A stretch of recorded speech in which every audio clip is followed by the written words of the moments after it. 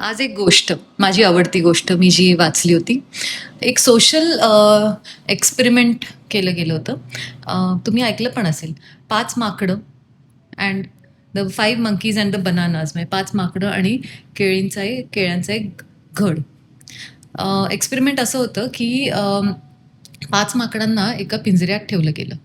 त्या पिंजऱ्याच्या मधोमध एक शिडी होती आणि त्या शिडीच्या वरती टॉपला एक बंच ऑफ बनानास केळ्यांचा एक घट ठेवलेला होता.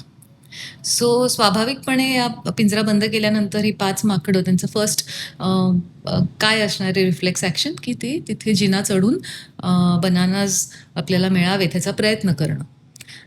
तर तसं त्यांनी करायला जेव्हा गेले, तेव्हा शिडी चढायला गेले, तेव्हा त्यांच्या सगळ्यांच्या अंगावरती एक जोरात पाण्याचा हबका, गार चिल्ड पाणी अंगावरती जोरात असं शिंपडलं गेलं, की ते सगळे थबकले आणि एकदम थांबले.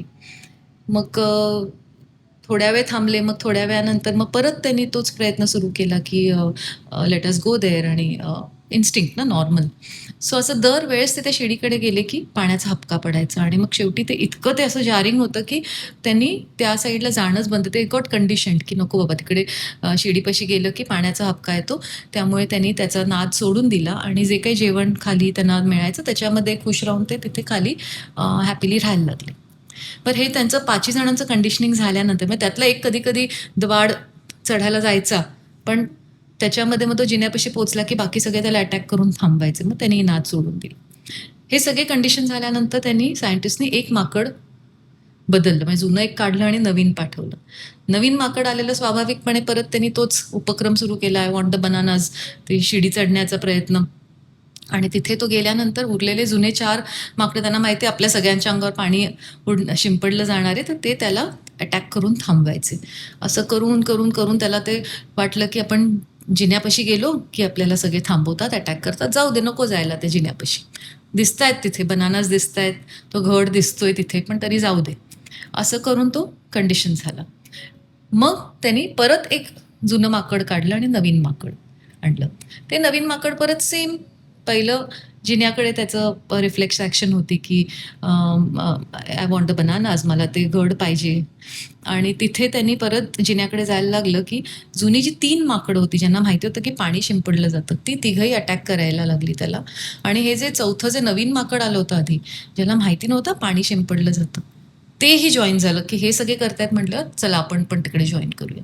असं करून ते सगळे मिळून त्या नवीन माकडाला त्यांनी थांबवलं. शेवटी तोही कंडिशन झाला. तिकडे काही बघायला मागत नव्हता तो पण.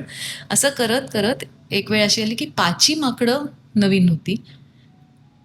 त्यापैकी कुणालाही माहिती नव्हतं, की पाणी शिंपडलं जातं आपल्या अंगावरती जर आपण ती शिडी चढायला गेलो तर. पण 5ही माकडं तिकडे जाण्याचं धाडस करत नव्हती. दे वर हॅपी व्हिचएव्हर वे. सो हे आणि नंतर बाय द टाईम 5 माकडं ही कंडिशन झाली, तेव्हा ह्यांनी पाणी शिंपडणंही बंद करून टाकलं होतं. पण कंडिशनिंग असं होतं, की कॉन्सिक्वेन्स कोणालाच माहिती नव्हता नवीन माकडांना. पण तिथे जायचं नाही एवढं मात्र पक्क त्यांच्या मनामध्ये बसलं होतं.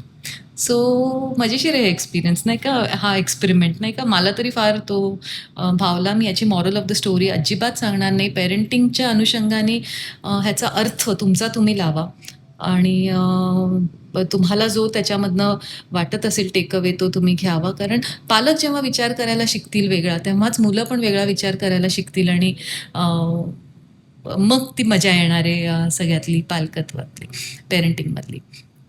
So that's all for today. माझी आवडती story I have just shared it to you.